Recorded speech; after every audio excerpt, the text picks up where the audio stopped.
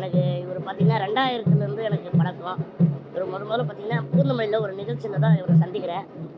இப்போ இருக்காங்களா மனைவி பிரியங்கா. அப்போ வந்து பார்த்தீங்கன்னா அறிமுகப்படுத்துகிறாங்க, இந்த மாதிரி சங்கர், ரோபோ சங்கர், நான் இவரை தான் லவ் பண்ணுறேன், அதனால வந்து சென்னைக்கு வந்து செட்டில் ஆகிட்டாரு அப்படின்ற மாதிரி சொல்லிட்டு அப்போ தான் நான் பார்த்தேன். அப்போ வந்து பார்த்தீங்கன்னா சில்வர் பெயிண்ட் போட்டு ரோபோ பண்ணுவார். அப்போ வந்து அதுலேருந்து அப்படியே நிறைய நிகழ்ச்சி நாங்கள் அப்படியே அடிக்கடி சந்திப்போம். காலையில் பார்த்தீங்கன்னா 8 மணிக்கு ஃபோன் வரும் எங்கிட்ட லேண்ட்லைன். அப்போ வந்து பொண்ணு வர, அண்ணே நான் மதுரையிலேருந்து வந்திருக்கேன், எனக்கு சென்னையில் யாருமே தெரியாது, நீங்கள் எனக்கு நிகழ்ச்சி சொல்லுங்கள் அப்படின்னு சொல்லிட்டு டெய்லி காலையில் 8 மணி ஆனால் கரெக்டாக ஃபோன் பண்ணுவார்.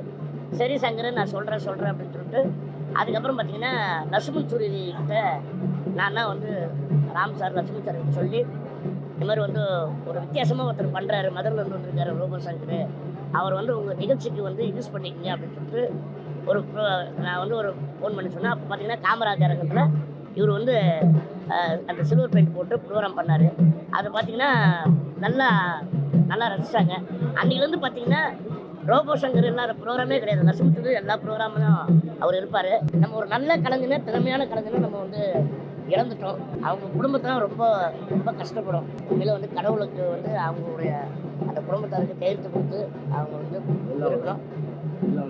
ஆமாம், எல்லா இறைவனை நான் வேண்டிக்கிறேன்.